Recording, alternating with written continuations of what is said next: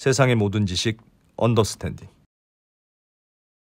최근에 무슨 대만 뭐 이렇게 포유 훈련 했다면서요. 한동안 좀 조용하다가 그 왜 그러는 걸까요? 지금 먹고 살기도 힘들어서 무슨 뭐 재정 정책을 쓴다는 막 그러고 있는 판에 그 왜 그러는 걸까요? 사실은 이제 중국과 대만 관계를 우리가 양안 관계라고 얘기하잖아요. 대만 해협을 둘러싼 양쪽인데 이게 이제 역사적으로 연원이 있죠. 양안 관계가 시작이 된 것은 국민당과 공산당의 내전에서 패한 장개석의 중화민국 정부가 이제 대만으로 가서 피신 간 거죠. 이른바 피신. 도망간 거죠.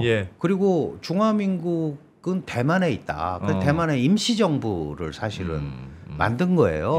그래서 중화민국은 아직 망한 국가가 아니다라는 게 이제 대만의 입장이고 중국의 입장에서는 대만은 중화민국은 이미 1949년에 망했다. 없는 나라다. 그러니까 하나의 중국이라고 얘기를 하는 거예요. 근데 그게 이제 국민당 때는 원래 뿌리가 본토에 있었잖아요. 그러니까 우리는 다시 대륙을 수복하겠다.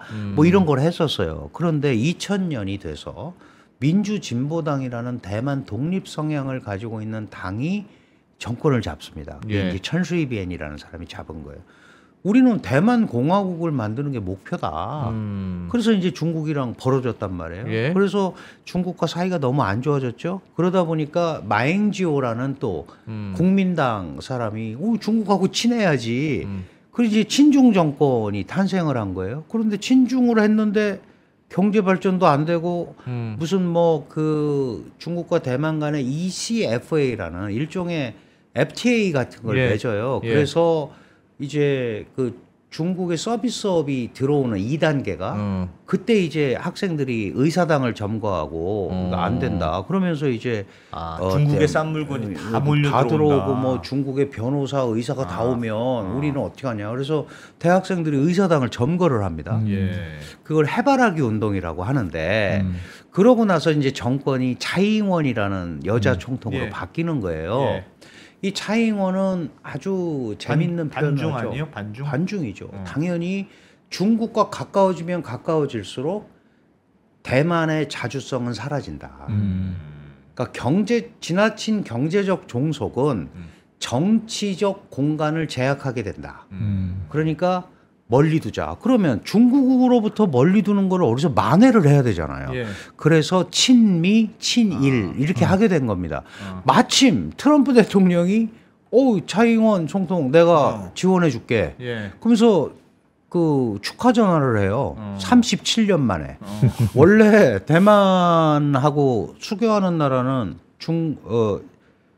중국과 수교하는 나라는 대만하고 단교를 해야 되는 게 중국의 첫 번째 조건입니다. 그러니까 미국도 그랬잖아요. 근데 37년 만에 느닷없이 전화를 해서 내가 알았어 우리 잘 지내자 이렇게 된 거예요.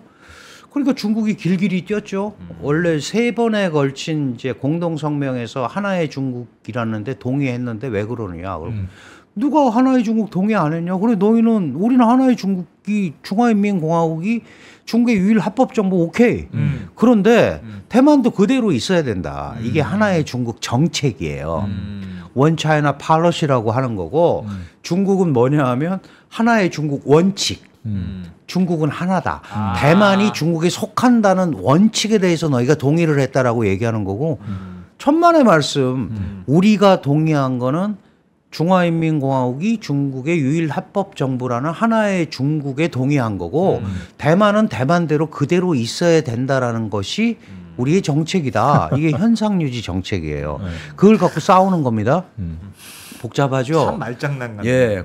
실제로 그렇습니다. 그런데 이번에 누가 당선이 됐어요? 또 민진당이 됐어요. 8년 하다가 민진당의 라이칭더라는 이제 지도자가 총통으로 40% 득표밖에 못했습니다. 근데 이 사람은 민진당 중에서도 강경 독립주의자예요. 그 신조류파라고 하는데 이제 계파가 여러 개 있잖아요. 그러면 이제 제일 강력한 독립파인데 독립한다고 그러면 큰일 나잖아요. 왜냐하면 중국에 조건이 있거든요. 무력 침공하는 조건이. 독립을 선언하는 경우. 그러면 우리가 탱크 밀고 가겠다. 그러면 실제로 그건 계속 얘기를 했죠.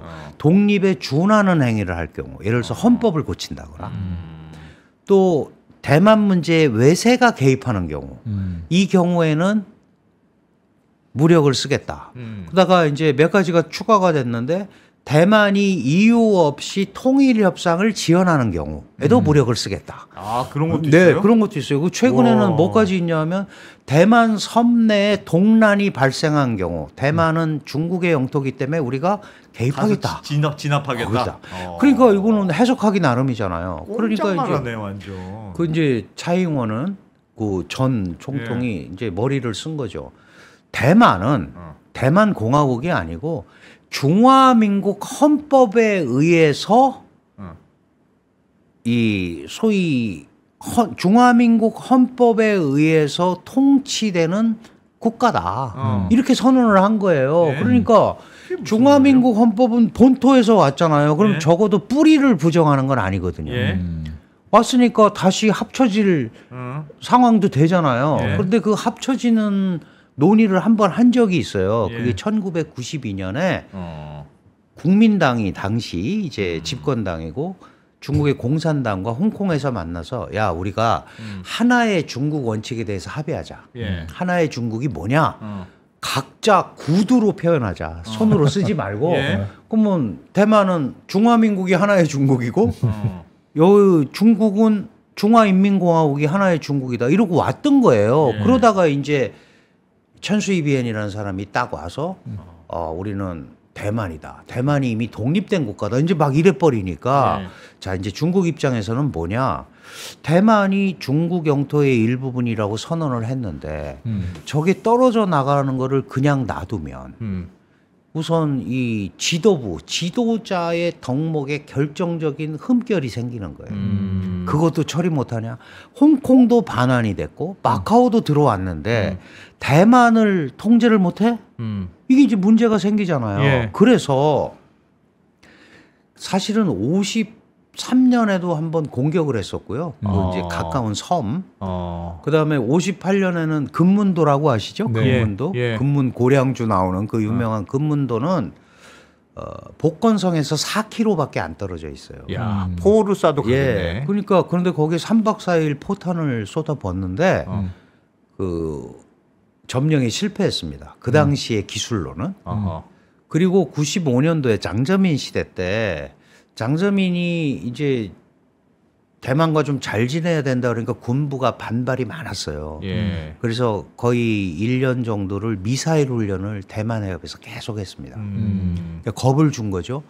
그러고 나서 그래도 어쨌든 그런 상태로 유지가 돼서 왔는데 아시다시피 2022년 8월에 펠로시 미 하원 의장이 대만을 가니까 이제 중국이 이러면 이게 미국이 뒤를 봐주는 거잖아요. 그래서 이제 훈련을 실시를 하는데 이 훈련이 그때부터 훈련을 실시한 본격 거예요? 훈련이 그래서 이번까지 4번입니다. 그러니까 펠로시 갔을 때 그다음에 차이잉원 총통이 미국을 방문을 해서 그 당시에 그 메커시 하원 의장 만났을 때 그다음에 올해 5월 20일 날 라이칭다가 취임식 했을 때 그리고 얼마 전 10월 10일 날 그러니까 쌍십절이라고 그러죠. 쌍십절 담화를 발표하면서 뭐라 그랬냐 하면 중국과 대만은 서로 예속되지 않은 국가의 관계다. 그런 말을 했군요. 했죠. 아니 5월 20일 날도 했죠. 그러니까 이걸 중국도 가만히 있으면 안 되는 거예요. 이 상황에. 아까 말씀드렸다시피 지도자의 덕목이고 이제 대만만 중국의 품에 들어오면 그레이트 차이나가 완성이 되는데 이게 지금 저러고 있잖아요. 그리고 그 배후에 미국이 있잖아요. 그러니까 지금 이제 훈련을 하는데 뭐 신문에도 많이 나고 방송에도 보도가 됐지만 대만이 섬이잖아요. 이 섬을 삥 둘러서 정밀 타격을 합니다. 옛날에는 여기까지 하지 못했어요. 이렇게 정확하게. 이제 기술이 발달을 하니까 뭐 예를 들면은 대만 섬에서 보통 우리가 영해 12L이라고 그러잖아요. 그 1.8km니까 영해 12L이니까 한 20몇 킬로잖아요. 근데 포탄을 40몇 킬로에 떨어뜨린 거예요. 아니 그럼 사람 이렇게 세워놓고 탁탁탁탁 이렇게 하는 거랑 마찬가지네요. 완전히 그걸 4번에 걸쳐서 하면서 완전히 뺑 돌려서 했고 요번 거는 항공모함을 투입했습니다. 항공모함을 투입해서 어디에다 투입을 했냐면 대만의 동해안 그러니까 태평양을 맛보고 있는 거거든요. 예. 거기에 그 중국의 첫 번째 항공모함인 요녕함을 투입을 한 거예요. 투입을 한 건 뭐냐면 미국 항공모함이 거기로 올 거 아닙니까? 그렇겠죠. 우리가 이렇게 만반의 준비가 돼 있다. 라는 걸 보여주는 거죠. 자, 지금 이제 이 상황을 제가 왜 이렇게 장황하게 설명을 드렸냐 하면 중국은 대만에 대해서 언제든지 봉쇄할 수 있는 능력을 갖고 있다라는 거를 보여주는 거예요. 계속 보여주는 거예요. 이게 이제 아나콘다 전략이라고 표현을 하는데 아나콘다가 질식을 해서 그렇죠. 시키잖아요. 고사를 시키잖아요. 거의 우리가 이제 4번의 훈련을 걸쳐서 완벽하게 대만을 통제하고 있다라는 걸 보여주는 겁니다. 물론 대만도 절대 쉽게 물러날 상황은 아니에요. 진짜 전쟁이 나면 대만도 자체 크루즈 미사일을 개발한 세계 8번째 국가입니다. 그리고 2,500km에 우리도 뭐 현무 5가 뭐 탄두를 줄이면 5,000km 날아간다 이런 얘기가 많이 나왔듯이 대만도 사거리 2,000km, 2,500km에 달하는 슝펑, 웅풍 고뭉자에다 바람풍자입니다. 이 슝펑 미사일을 가지고 있어요. 이거는 베이징, 상하이 그리고 잘 아시는 삼엽된 파괴가 가능한 사정거리에 두고 있는 거예요. 그러니까 뭐 그런 일이 안 일어나야 되지만 그래서 이 공격을 할 수 있는 그러니까 장기적으로 가면 대만이 이길 길은 별로 없죠. 워낙 강력하고 뭐 미국이 진짜로 정말 도와주면 미중 간의 전면전이 돼야 되는 상황이고 그래서 그렇게까지는 안 갈 건데 문제는 뭐냐 하면 저런 것들이 상시화가 됐어요. 그 계속해서 침범을 하고 특히 대만 해협은요 이게 135km밖에 안 돼요. 그러니까 영해 12일이 배타적 경제 수역 200km 370km가 안 되잖아요. 135니까. 그래서 대개 70km를 중간선이라는 걸 거놨거든요. 그러니까 거기가 실질적으로 안 넘어가는 일종의 분계선이에요. 그런데 몇 년 전부터 특히 펠로시 오고 나서부터는 막 넘어가요? 중국이 자유자재로 드나듭니다. 그래도 대만이 특수를 못해요?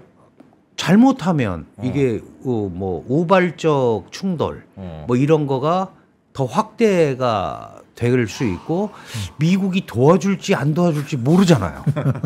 그러니까 굉장히 상황을 관리하고 있는 겁니다. 이제 이게 그래서 전면적인 무력 충돌로 가기가 쉽지 않은 첫 번째 이유고 또 하나는 대만이 스스로 강조하고 있는 게 하나 있죠. 우리는 반도체가 우리나라의 호국신이다. 그러니까 이 반도체라는 거는요.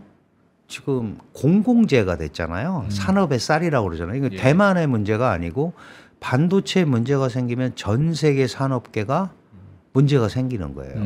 그러면 잘못 대만을 공격하고 그런 시설이 파괴되면 그런 온갖 국제적 책임을 중국이 다 덮었을 수밖에 없는 이제 그런 구조가 된단 말이죠. 그러니까 지금 이 상황에서 미국의 어떤 그 개입이나 이런 걸 초래할 만한 이런 상황을 안 만들려고 하는 거죠. 그다음에 또 하나는 뭐 제가 개인적으로 얘기하는 겁니다만은 카드라는 거 있잖아요, 우리. 카드요? 카드가 있다. 나한테 숨겨놓은 카드가 있다. 카드는 갖고 있을 때가 카드입니다.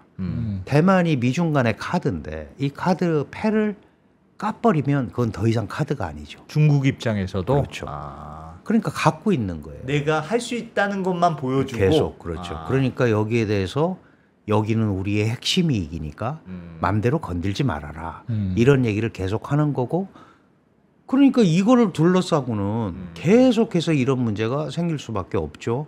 그러면 이제 상식적으로 대만이 지정학적으로 그리고 최근에는 이제 지경학적으로 굉장히 중요해졌는데 이 중국 해안선이 1,700km 이렇게 돼 있는데 대만이 거기에 딱 있어요.